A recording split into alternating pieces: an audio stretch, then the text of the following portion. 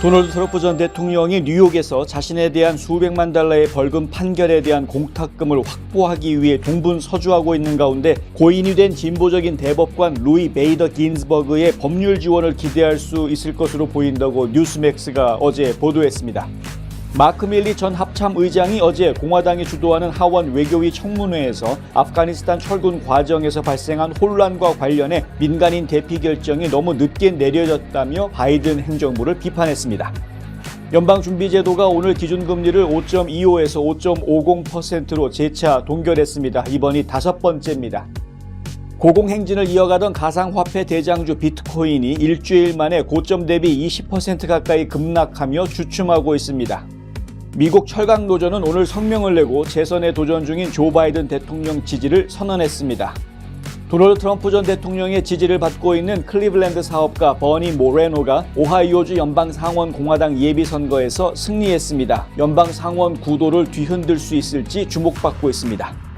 11월 대선 주요 쟁점으로 꼽히는 불법 이민자 문제와 관련해 로페즈 오브라도르 멕시코 대통령이 오늘 기자회견에서 불법 입국자를 텍사스주에서 직권으로 추방할 수 있게 한 SB4를 강력하게 비판하면서 우리는 텍사스에서 추방되는 이민자들을 받아들이지 않을 것이라고 선언했습니다. 아이다호주에서 병원 치료를 위해 이송됐던 수감자가 교도관에 총격을 가한 외부인의 도움을 받아 도주하는 사건이 발생했습니다. 레티샤 제임스 뉴욕주 법무장관은 오늘 뉴욕 항소법원에 트럼프 전 대통령이 민사사기 사건에 대한 판결을 중단하기 전에 4억 5,400만 달러의 공탁금 전액을 지불해야 한다고 요청했습니다. 조지아주 풀턴 카운티의 스콧 메가피 판사는 데니 윌리스 지방검사장이 도널드 트럼프 전 대통령의 선거 개입 사건을 계속 진행하도록 허용한 판결에 항소할 수 있다고 말했습니다. 탈모 샴푸, 머릿결은 포기해야 되나? 더나 플러스 모르나? 66가지 자연 유래 성분과 영양 성분으로 힘있는 모발에 세정력, 머릿결, 두피 건강까지 빠짐없이 다 잡았다. 자연을 담은 탈모 샴푸, 더나 플러스. 더나 플러스 탈모 샴푸 미주 출시 기념 특별 세일. 500ml 샴푸 2통과 앰플까지 89불. 가까운 판매처에서 만나세요. 잊지마! 공석 탈모엔터 나나나. 요즘 건물 사야 된다는데? 커머셜 전문 브로커 누가 좋지? 안드라스 부동산이지. 미국 모든 주에서 매매가 가능하다고. 쇼핑몰, 리테일, 오피스 빌딩, 호텔, 웨어하우스. 누구라고? 유튜브에 안드라스 윤 쳐봐. 이제는 철저히 준비된 전문성만이 수익성을 창출하는 시대입니다. 저 안드라스, 투자에 대한 답을 드리겠습니다. 안드라스 커머셜.com에 더 많은 정보가 있습니다. 안드라스 부동산 770-802-0688. 딱 한 잔은 괜찮겠지? 이거 봐, 멀쩡하잖아. 다들 이 정도는 그냥 운전해. 아니요, 제발 말려주세요. 40불 아끼려다 40년 빼앗깁니다. 음주운전을 막을 수 있는 유일한 사람은 바로 당신입니다. 음주운전 하지 맙시다. 음주운전은 범죄 행위이자 살인 행위입니다. 이 캠페인은 스테이트팜 박화실 보험, 강남일식, 강창성 내과, 신화 스튜디오, 그리고 시스콘이 함께합니다.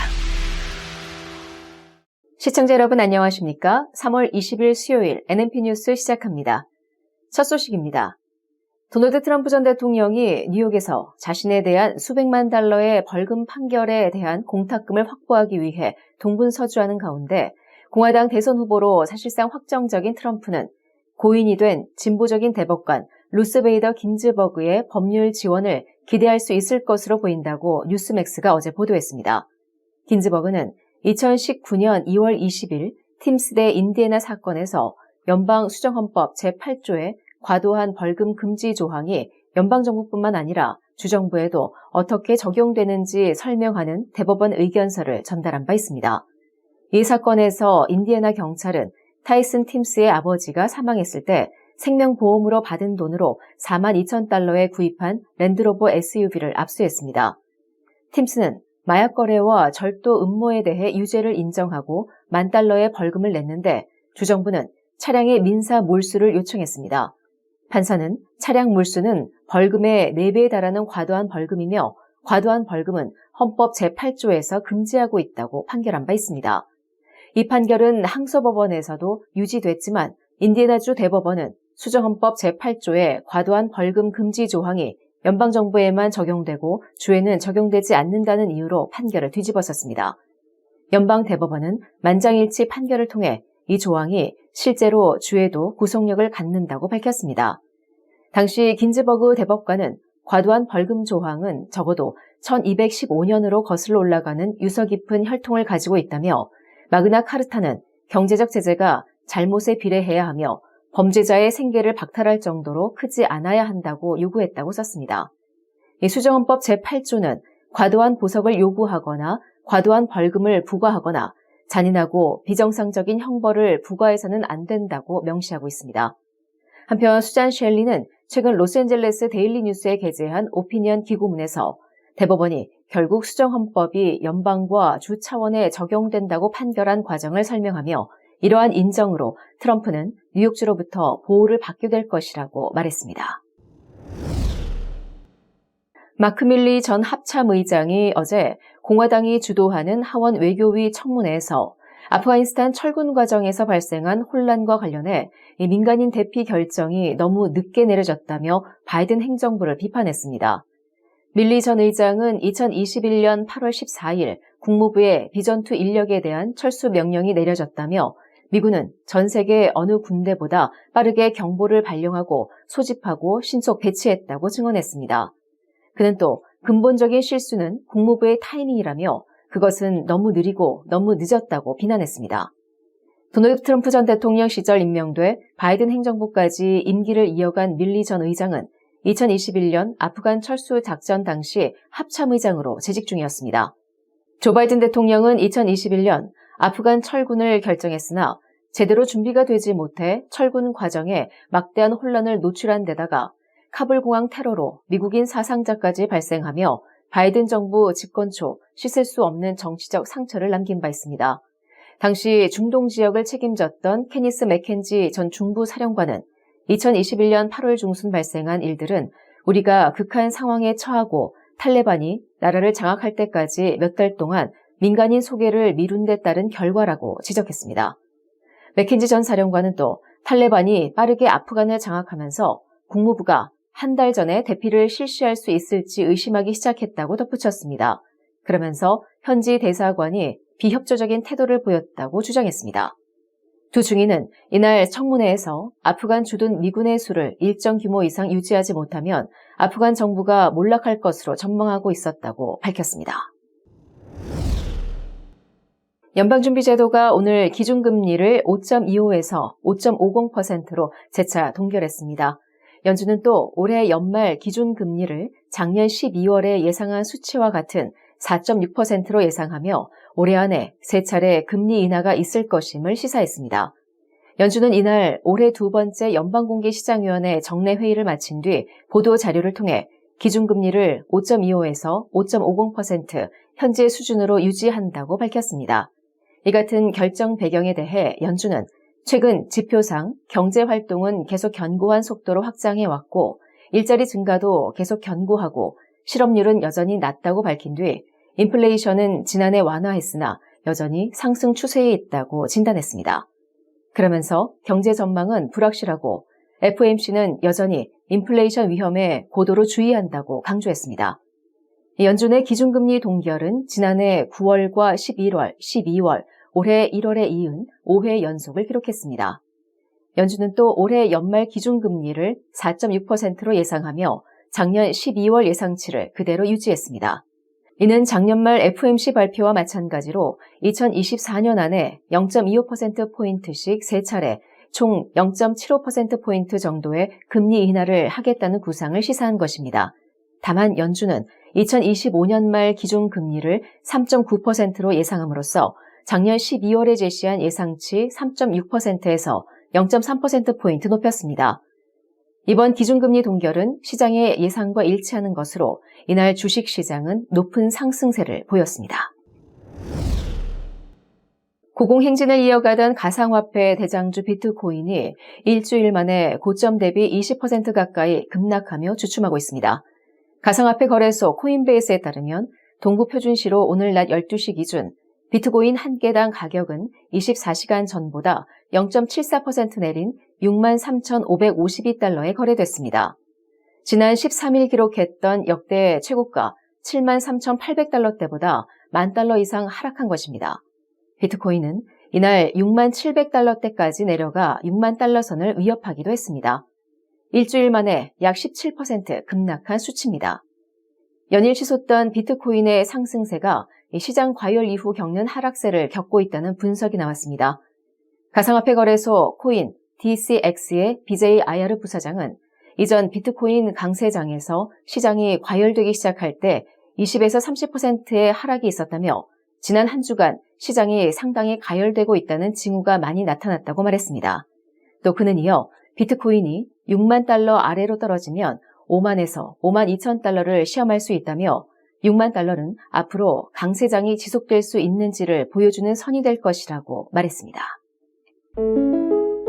가족, 미래, 행복, 꿈, 건강, 아름다운 삶, 슬기로운 보험 생활로 가능한 것들입니다. 박화실보험을 만나보세요. 자동차 보험, 집보험, 비즈니스 보험, 워커스컴, 생명보험, 의료보험은 물론이고 주택융자, 재융자, 자동차융자, 개인융자 등 은행 업무에 IRA, 401k, 애뉴이티 등 은퇴 및 재정 설계까지 모두 한 곳에서 도와드립니다. 100년을 한결같이 좋은 이웃으로. 보험의 중심에는 박화실보험이 있습니다. 상한검, 하한검을 아시나요? 안과에서 성형수술을 한다는 사실도 아셨나요? 그렇습니다. 미국과 한국의 유명 의대 및 병원에서 최신 기술을 섭렵하고 돌아온 닥터 줄리아 강이 존스크릭의 졸리 성형안과를 오픈했습니다. 다양한 보톡스 주사와 필러 시술, 그리고 명품 치료기를 통해 여러분의 피부에도 생기를 불어넣어 드립니다. 전문 의사가 직접 시술에 믿고 안심할 수 있는 졸리 성형안과. 지금 상담 받으세요. 770-629-0600.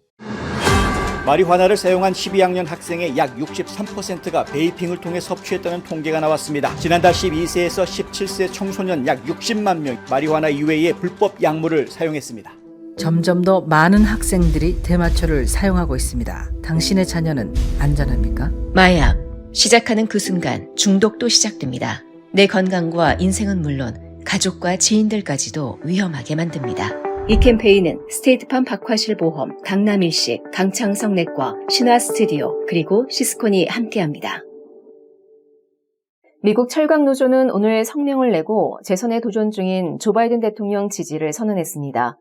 데이비드 맥콜 노조 위원장은 바이든 대통령은 첫 임기 동안 몇 번이고 자신이 노동자 가족과 함께 한다는 것을 증명했다며 그의 비전과 리더십은 우리나라가 노동자들의 단체 교섭 접근성을 강화하고 중산층을 성장시키며 광범위한 번영의 길로 나갈 수 있게 했다고 밝혔습니다. 도널드 트럼프 전 대통령과의 11월 대선 리턴 매치를 앞두고 있는 바이든 대통령은 지난 1월 전미자동차 노조의 지지를 얻은 데 이어 잇따라 주요 노조의 지지를 확보했습니다. 특히 바이든 대통령 캠프로서는 러스트벨트의 경합주인 미시간, 펜실베니아 등에서 표심을 얻는 데 있어 이 노조의 지지가 큰 힘이 될 것으로 기대하고 있습니다. 바이든 대통령은 지난 7일 국정연설에서 월가가 이 나라를 만든 것이 아니라 중산층이 이 나라를 만들었고 노조가 중산층을 만들었다라고 역설한 바 있습니다. 노조의 지지 선언이 정치적 상징성에 그칠지 실제 노조원들의 표심을 움직일 수 있을지 귀추가 주목되고 있습니다. 도널드 트럼프 전 대통령의 지지를 받고 있는 클리브랜드 사업가 버니 모레노가 오하이오주 연방상원공화당 예비선거에서 승리했습니다. 모레노는 오는 11월 민주당의 셰러드 브라운 현직 상원의원과 맞붙게 되는데 이 선거가 상원의 균형을 뒤흔들 수 있는 승부 중 하나로 여겨지고 있다고 악시오스가 보도했습니다. 모레노의 승리는 그를 지지한 트럼프 전 대통령의 승리인 동시에 모레노가 상대 공화당 후보였던 맷 돌런 주 상원의원이나 프랭크 라로즈 주 국무장관보다 약하다고 보고 있는 민주당원들에게는 반가운 소식이라고 악시오스는 전했습니다. 올해 모레노의 승리는 벤스 때보다 더 강력해진 트럼프의 영향력을 보여주는 것입니다. 올해 마이크 드와인 주지사와 로 포트먼 전 상원의원을 포함한 주의 공화당 기관이 돌런 후보를 지지했기 때문입니다. 모레노는 지난주 아메리카 퍼스트 공화당과 무너진 라이노 체제 사이의 경쟁이라고 말했습니다. 또 마가와 기득권층의 싸움에서 마가가 이긴 셈입니다. 악시오스에 따르면 선거 자금 면에서 민주당의 브라운 의원이 훨씬 더 유리해 보입니다. 그는 1,350만 달러를 보유하고 있는 반면 모레노는 약 240만 달러 가까운 현금을 보유하고 있습니다. 그러나 오하이오주는 2016년과 2020년 모두 트럼프 전 대통령이 약 8%포인트 차로 승리한 곳으로 공화당으로 기울어져 있는 상태여서 선거 결과를 선거 자금만으로 판단하기는 어렵다는 것이 정가의 분석입니다. 11월 대선 주요 쟁점으로 꼽히는 불법 이민자 문제와 관련해 직접적인 이해 당사국으로 볼 수 있는 멕시코가 미국의 유연한 정책 채택을 압박하고 나섰습니다. 안드레스 마누엘 로페즈 오브라도르 멕시코 대통령은 오늘 기자회견에서 불법 입국자를 텍사스주에서 직권으로 추방할 수 있게 한 이민법 SB4를 강력하게 비판하며 우리는 텍사스에서 추방되는 이민자들을 받아들이지 않을 것이라고 못 박았습니다. 멕시코 대통령은 SB4에 대해 가혹하고 비인간적이며 불공정하다고 꼬집은 뒤 국제법 위반은 물론이거니와 교회에서 성경 말씀을 읽는 미국 당국자들이 이웃을 사랑하라는 가르침을 망각한 듯한 불이한 규정이라고 주장했습니다. 텍사스주의 이민법 SB4는 불법으로 국경을 넘어온 이민자를 주 사법당국에서 체포, 구금하고 텍사스주 법원에 추방 명령을 내릴 수 있도록 하는 내용을 담고 있습니다. 바이든 정부는 텍사스 주법이 연방정부의 권한을 침해했다며 효력금지와 관련한 소송을 제기했는데 연방 대법원은 하급심을 뒤집고 최종 판결이 나올 때까지 일단 SB4를 시행할 수 있도록 해줬습니다. 멕시코 대통령은 빈곤으로 허덕이는 이들을 위한 일자리 제공과 복지 향상이 이주민 규모를 줄일 수 있는 근본적 해결책이라며 중남미에 대한 미국의 직접적인 지원이 필요하다는 입장을 피력해왔습니다. 아이다호주에서 병원 치료를 위해 이송됐던 수감자가 교도관에 총격을 가한 외부인의 도움을 받아 도주하는 사건이 발생했습니다. 오늘 오전 2시 15분께 아이다호주 주도인 보이시의 세인트 알퐁스 병원에서 총격 사건이 발생했습니다. 교도관들은 이날 수감자 한 명의 치료를 위해 병원으로 이송한 뒤 교도소로 돌아가기 위해 대기하던 중 어디선가 차를 타고 나타난 용의자로부터 총격을 받았습니다. 이 총격 과정에 치료를 위해 이송됐던 수감자는 용의자와 함께 달아났습니다. 이 총격으로 교도관 2명이 크게 다쳐 병원에서 치료를 받고 있습니다. 다른 교도관 1명은 신고를 받고 출동한 경찰관의 5인 사격으로 부상을 입었습니다. 3명의 부상 경찰관들 중 1명은 위독하지만 안정을 되찾았으며 다른 2명은 생명에 지장이 없는 상태로 치료를 받고 있는 것으로 알려졌습니다. 이 달아난 수감자는 스카일라 미드로 2017년 추격하던 경찰에 총력을 가해 징역 20년을 선고받고 복역 중이었다고 현지 경찰은 전했습니다. 경찰은 병원의 모든 환자와 직원은 안전하다며 병원 보안은 강화됐으며 수사를 위해 모든 병원 출입구는 폐쇄될 예정이라고 밝혔습니다. 경찰은 미드의 사진과 CCTV에 잡힌 도주 차량 사진을 공개하고 정보가 있는 사람은 전화 208-377-6790번으로 신고해달라고 당부했습니다. 다음 소식입니다. 레티샤 제임스 뉴욕주 법무장관은 오늘 뉴욕 항소법원에 도널드 트럼프 전 대통령이 민사 사기 사건에 대한 판결을 중단하기 전에 4억 5,400만 달러의 공탁금을 전액 지불해야 한다고 요청했습니다.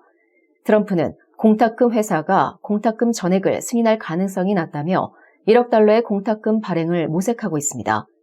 제임스 장관실 측 변호사인 데니스 펜은 트럼프가 공탁금을 확보하지 못한 것은 단지 공탁금 회사가 그의 부동산을 담보로 받아들이지 않으려는 데서 비롯된 것이라고 주장했습니다. 그는 법원이 추론할 수 있는 한 트럼프의 부동산을 담보로 사용하려면 일반적으로 부동산 감정이 필요하고 피고가 주장하는 것만큼 가치가 없기 때문에 보증인들이 피고의 특정 자산을 담보로 받아들이기를 거부했을 수 있다고 말했습니다. 제임스는 이전에 트럼프가 채권을 지불할 수 없다는 것이 입증되면 월스트리트 40번지와 같은 뉴욕의 대표적인 부동산을 포함해 트럼프의 자산을 압류할 것이라고 밝힌 바 있습니다. 그러나 트럼프가 공탁금을 확보하면 앵고론의 초기 판결 집행을 중단하고 그러한 사태를 막을 수 있습니다. 한편 트럼프는 이번 주에 나는 뉴욕시와 주를 재건하는 데 도움이 된 놀랍고 비할 데 없는 역사적인 자산과 엄청난 현금으로 웅장한 사업을 구축했는데 부패한 조 바이든과 그의 광적인 박해자들이 나에게서 부당하고 불법적으로 빼앗으려 하고 있다고 말했습니다.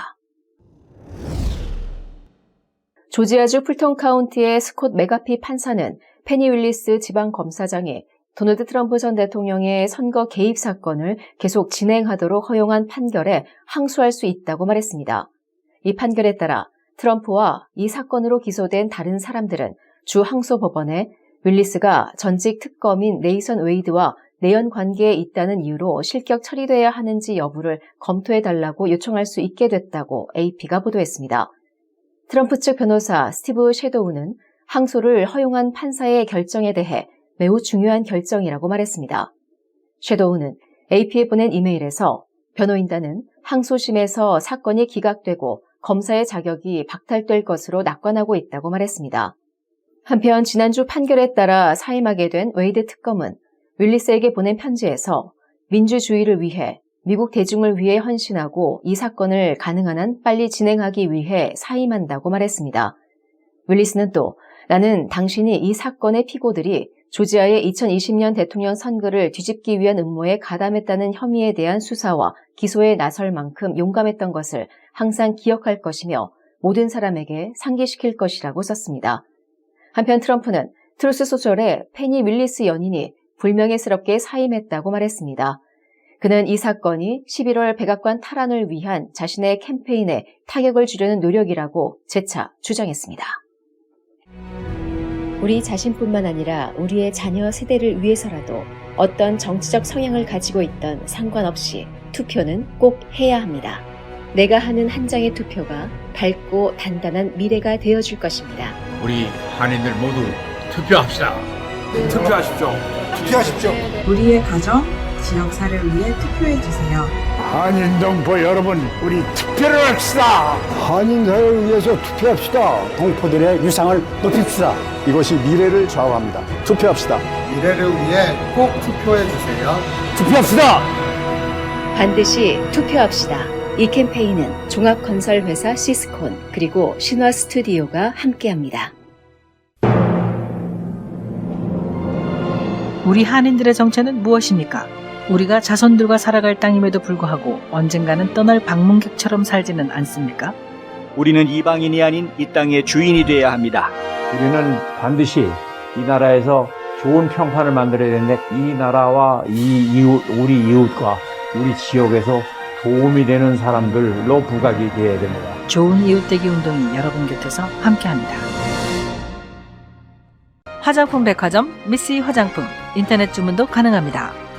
고객의 꿈을 실현하는 은행 메트로시티은행. 한 곳에서 시작되는 안정된 미래 선우인어 보험. 뉴스앤포스트는 페이스북, 유튜브, 카카오톡, 트위터 등 다양한 플랫폼으로 컨텐츠를 전달하고 홍보 효과를 극대화해드립니다.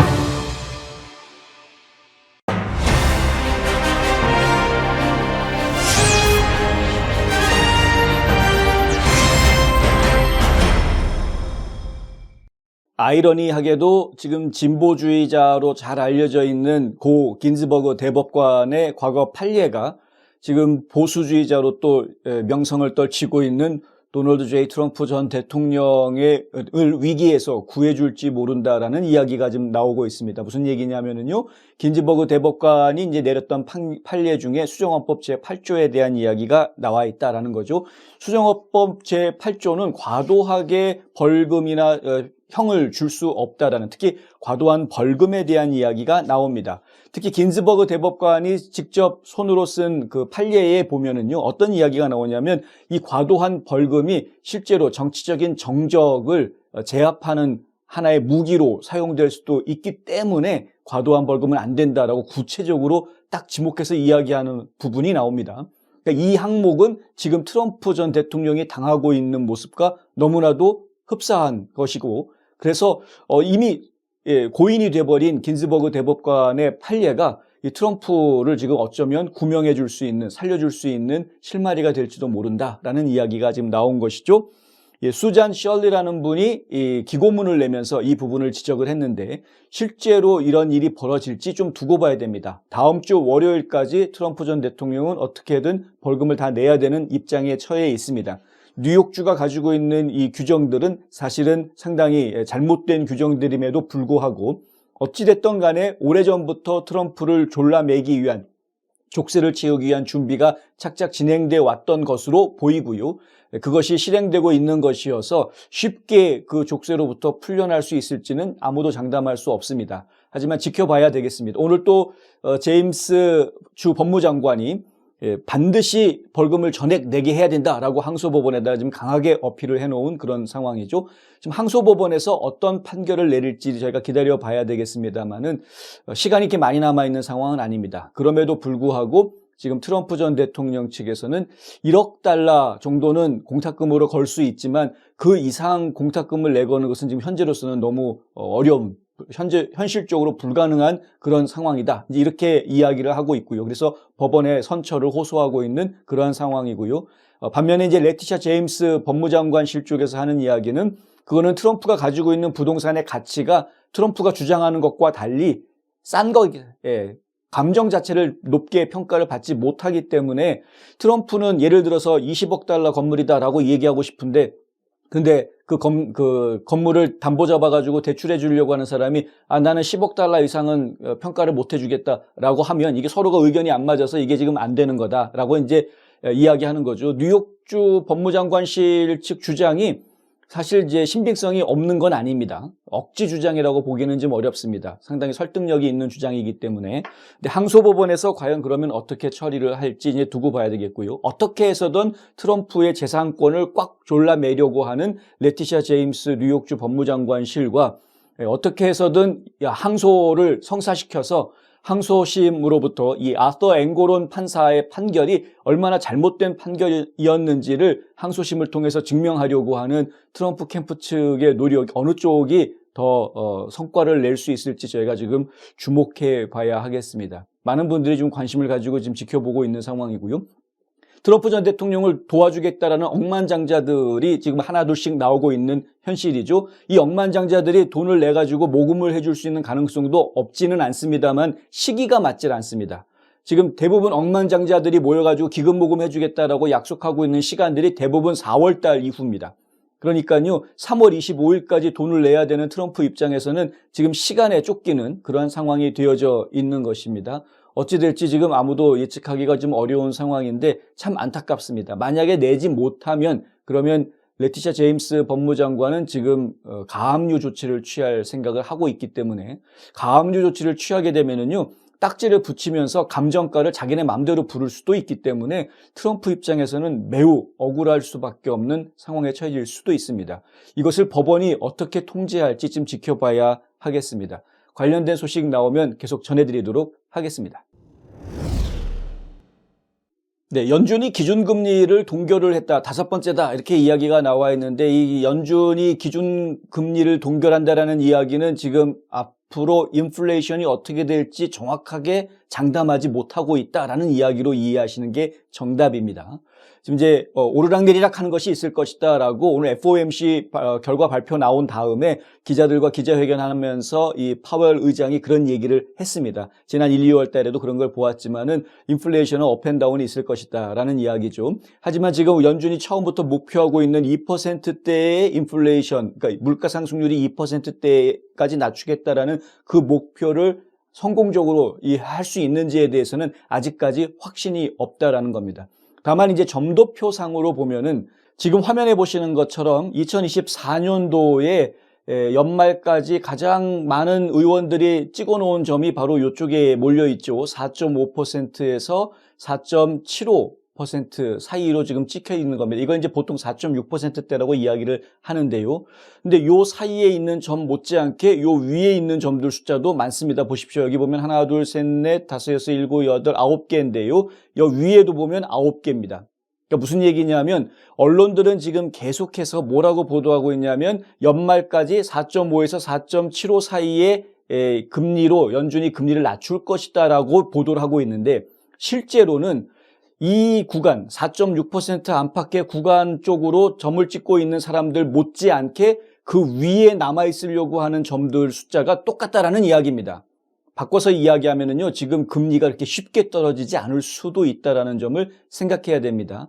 그런데 내년에는 뚝 떨어뜨릴 생각들을 많이들 하고 있는 거죠. 적어도 4% 이하로 다 떨어뜨려야 된다. 이쪽에 지금 상당히 많이 몰려 있는 걸 볼 수가 있죠. 그러니까 내년에는 1% 이상 떨어질 가능성이 있습니다만은 올해 안에 얼마만큼 떨어질지는 현재로서는 알 수가 없습니다. 9개가 여기 모여 있기 때문에 이 정도 떨어질 거다, 뭐 3번 낮출 거다, 뭐 이런 얘기들을 하고 있는 것인데 0.25%씩 3번 낮출 것이다, 뭐 이런 이야기를 하고 있는 것인데 그건 어디까지나 그냥 시장이 그러길 바라기 때문에 이런 보도들이 나오는 것이고요.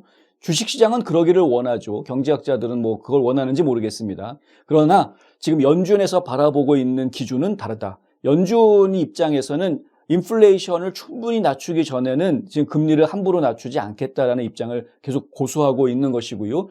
그래서 결국에는 이게 앞으로 연준이 금리를 쉽게 낮출 것이라고 낙관하고 있다가는 큰 코 다칠 수 있다라는 말씀을 제가 드릴 수밖에 없습니다. 특히 올해는 선거가 있기 때문에요.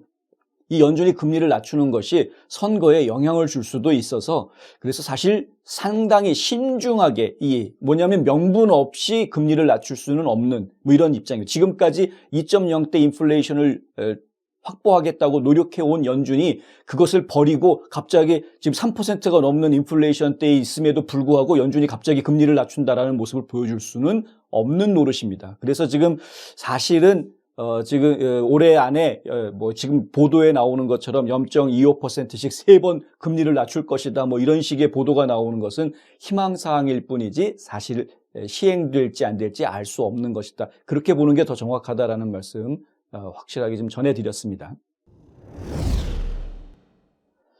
트럼프 전 대통령의 지지를 받고 있는 모레노 후보가 지금 공화당 경선에서 연방상원 후보로 낙점이 됐다. 이건 상당히 지금 의미가 있는 보도입니다. 그런데 이 보도를 직접적으로 하는 언론이 그렇게 많지는 않았습니다. 대부분은 아무 의미 없는 트럼프와 바이든이 지금 뭐 예비 경선에서 지금 어느 주에서 낙승을 했다, 뭐 압도적으로 이겼다, 뭐 이런 보도를 하면서 뒤에 슬쩍 하나 집어넣는 식으로 보도를 하고 있는데요. 이 애써서 감추려고 하는 거죠. 모레노 후보가 지금 출마하고 있는 오하이오주는 현재 민주당 의원 1명, 공화당 의원 1명 이렇게 있습니다. 그 공화당 의원으로 당선된 사람이 바로 제이디 벤스입니다. 기억하시겠지만 제이디 벤스는 트럼프 전 대통령의 지지 때문에 연방 상원의원이 된 인물입니다. 그전에는 경쟁력이 상당히 약했습니다. 안 될 수도 있다라는 판단이 나왔던 사람이었습니다. 왜냐하면 다른 경쟁자들이 좀 쟁쟁했기 때문에. 그리고 그 아이오와주, 그러니까 오하이오주에 있는 주 공화당의 기득권층들이 밀어주는 후보가 따로 있었기 때문에요. 그러니까 결국은 공화당 기득권층과 트럼프 진영 간의 싸움이 벌어졌던 거죠. 오하이오주 내에서는. 그렇기 때문에 제이디 벤스에 대해서 그렇게 크게 점수를 안 주었는데 트럼프가 지지하면서 된 그런 사례입니다. 이런 사례가 전국적으로 엄청나게 많습니다. 사실은 예전부터 시작해서 엄청나게 많습니다. 그런데 트럼프 도움받고 배신한 사람도 나오긴 했습니다만은 어쨌든 제이디 벤스는 지금까지 트럼프를 배신하지 않고요. 아주 충성파로 열심히 활약하고 있습니다. 이런 상황에서 이번에 똑같은 일이 벌어진 겁니다. 공화당 내에서 기득권층들이 밀었던 다른 후보가 있었고요. 하지만은 트럼프가 밀었던 아무도 주목하지 않았던 모레노가 결국은 아주 강성파, 친트럼프파를 부르짖으면서 승리를 합니다. 그러니까 그만큼 지금 오하이오주의 공화당 내부가 친트럼프 쪽으로 많이 기울어져 있는 모습을 제가 확인하고 있는 것이고요. 그런데 그런 상황에서 지금 민주당 의원과 맞붙게 됩니다. 결국은 공화당의 후보로 낙점이 됐기 때문에 모레노가 제이디 벤스의 신화를 다시 쓰게 될 가능성이 크다라는 분석들이 많습니다. 물론 선거 자금 같은 거를 보면은 뭐 압도적으로 지금 민주당 현직 의원이 훨씬 더 많은 돈, 한 6배 이상 많은 돈을 가지고 있으니까요. 이게 돈 싸움에서는 지금 선거에 불리해지는 것 아니냐라는 이야기들이 나올 수 있습니다만은 오하이오주 전체가 분위기가 지금 공화당이 좀 센 분위기로 지금 몰아져 있는 상황이기 때문에 모레노가 승리할 가능성도 분명히 있어 보인다라는 이야기. 이렇게 되면은요. 민주당 상원의원 자리가 공화당 상원의원 자리로 바뀌는 지역이 바로 오하이오가 될 수 있다. 지금 기대하고 있는 주들이 몇 군데 있지 않습니까? 웨스트 버지니아 그리고 애리조나주에서도 그런 그 플립 현상을 지금 기대를 하고 있는데 오하이오주 같은 경우에는 지금 상당히 가능성이 높아 보이는 이러한 상황이 됐다라는 겁니다. 따라서 지금 2024년 올 11월 선거에서 연방 상원이 민주당 다수당에서 공화당 다수당으로 뒤바뀔 수 있는 가능성이 상당히 커져가고 있다. 이렇게 지금 분석을 할 수 있는 상태입니다. 오브라도르 멕시코 대통령이 미국의 유연 정책을 압박했다. 이 표현이 무슨 말이냐면요. 돈 내놓으란 이야기입니다. 막말로 이야기하면 미국한테 돈 내놔라. 중남미 국가들이 지금 이제 예를 들어서 뭐 과테말라, 엘살바도르 뭐 이런 나라에 있는 뭐 니카라과도 마찬가지고요. 이런 나라에 있는 이민자들이 미국으로 그 목숨 걸고 멕시코를 통과해서 올라가는 이유가 뭐냐? 결국은 잘 먹고 잘 살기 위해서 그런 건데 그 원인은 무엇이냐? 그 나라에서 살 수가 없기 때문에 가는 거 아니냐? 그 나라가 왜 살기 힘드냐? 아무리 열심히 일해도 제대로 된 인건비가 보장이 되지 않고 정부가 부패하고 타락해가지고 국민들이 살 수가 없는 나라가 됐기 때문에 그런 거다. 이런 거죠. 그러니까 그 나라의 산업을 발전시켜주고 일자리를 만들어주고 제대로 된 급여를 줄 수 있는 이러한 프로그램들이 작동이 되면 그러면 그 사람들이 자기 나라 떠나서 미국 가지 않을 거다라는 게 지금 오브라도르 대통령이 이야기하는 주장이고요. 그 주장에 맞추어서 미국이 좀 유연하게 정책을 써달라라고 이야기하는 게 바로 그러한 산업 개발하고 일자리 만드는 프로그램을 할 수 있게 미국이 지금 돈을 대달라라는 이야기입니다. 돈 내놔라라고 이야기하는 거죠. 트럼프 때 같으면 이 말 쉽게 못했을 텐데 오바마 때는 돈을 줬습니다. 실제로 많은 분들이 기억하시죠? 많은 나라에다가 이 남미 쪽 국가들한테 그렇게 해가지고 돈을 지원을 해줬습니다. 그런데 별로 성과가 없었습니다. 아시겠지만 트럼프 대통령이 대통령으로 있는 기간에도 상당히 많은 캐러반들이 발생했던 거를 저희가 봅니다. 그런데 트럼프는 접근 방식을 달리했죠. 니네 문제는 니네가 알아서 해라. 너희 문제는 너희가 알아서 해라. 우리나라 우리 국경 지켜야 되겠다. 이렇게 이야기하는 것은 상당히 의미가 있는 겁니다. 지난번에 저희가 여러 차례 방송을 통해서 말씀을 드렸지만은요. 거지한테 아무리 적선을 해주어도 거지는 계속 거지입니다. 이건 적선해준다고 해결될 수 있는 문제가 아닙니다. 아무리 산업을 발전시켜준다고 해도요. 지금 미국이 엄청나게 2차 세계대전 이후에 전 세계에다가 돈을 풀었는데 그 돈 풀어줘가지고 성공한 나라는 대한민국밖에 없습니다. 대한민국 국민들은 사실 이 상황이 이해가 좀 안 될 수도 있습니다. 아니 미국이 도와주고 원조해주면 그거로 산업 발전시켜서 열심히 먹고 살아가지고 불을 일궈 나가야지 뭔 소리야? 이게 왜 안 돼? 그게? 라고 생각할 수도 있습니다. 그런데 그런 나라가 대한민국밖에 없습니다. 다른 나라에서는 이러한 발전된 모습들을 보여주지 못했습니다. 이게 성공하기가 어려운 정치라는 거죠. 왜냐하면 인간이라는 걸 우리가 봐야 된다. 인간의 본성을 보아야 된다. 인간의 본성은 편안하고 안락해지면 더 편안하고 안락한 곳을 찾아가게 돼 있는 게 인간의 본성이라는 거죠. 그러니까 먹고 살 수 있게 돈을 줬다? 그러면 그 돈을 가지고 먹고 살 수 있는데 쓰면 얼마나 좋습니까? 그런데 그렇게 하지 않고 부정부패에 이게 다 녹아 들어가 버린다. 실제로 국민들의 일자리를 만들어주는 쪽에 돈이 들어가지를 않고 이 부패한 관료들한테 그 뒷주머니 채우는데 돈이 들어가더라라는 거죠.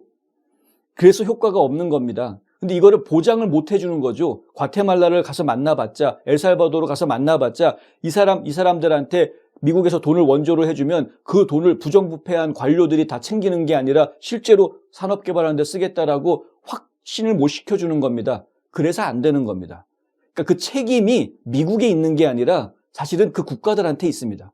그 국가들이 스스로를 개혁하지 못하고 잘 살아보겠다라는 의지를 갖지 못하고 있는 상황에서 전 국민적인 의지가 필요한데 한국 보십시오. 한국은 새마을 운동부터 시작해가지고 전 국민이 그런 의지를 갖게끔 선전선동하지 않았습니까? 전 국민이 으쌰으쌰 하지 않았습니까? 근데 그때 이제 박정희부터 시작해가지고 그 전 국민들이 이렇게 으쌰으쌰 할 수 있는 분위기를 만들어준 리더십이 있었기 때문에 사실 한국이 경제 성장을 할 수 있었던 것이긴 합니다만은 어찌됐든 간에 그러한 그 리더십을 보여줄 수 있는 사람들이 각 국가를 운영을 하고 있어야 되는 것이고요. 그런 의지를 보여주지 않으면 전 국민적인 의지를 보여주지 않으면 미국이 지원을 해주는 것이 완전히 밑빠진 독에 물 붓는 꼴이 돼버릴 수 있기 때문에 그런 겁니다. 트럼프는 이걸 누구보다도 정확하게 간파하고 있었고 거기에 맞추어서 요구를 하고 제시를 했던 거였고요. 하지만 지금 오바마 대통령 시절도 그랬고 지금 바이든 정부 시절도 그렇고 그걸 제대로 요구를 못하고 있습니다. 상대방 국가들한테. 그래서 지금 일이 어려워지고 있는 거고요. 계속해서 이민자들이 넘어오고 있는 거 어떻게 하지를 못하고 있는 이런 상황이 돼버리고 있다. 어쨌든 이거는 저희가 볼 때는 정책의 문제이긴 합니다만은 오죽 바이든 행정부가 나약해 보이고 허접해 보였으면은 멕시코 대통령이 니네들이 추방하는 거 우리 안 받겠다라는 말을 이렇게 당당하게 할 수 있는지 트럼프 때는 이런 말 못했었는데 하여간 참 갑갑합니다. 경제정보입니다.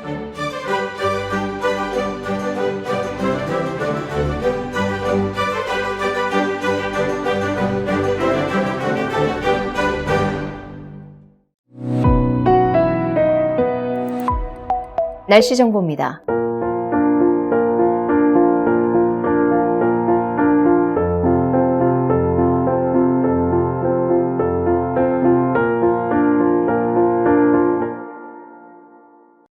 이상으로 3월 20일 수요일 NMP 뉴스를 모두 마칩니다. 시청해주신 여러분 고맙습니다.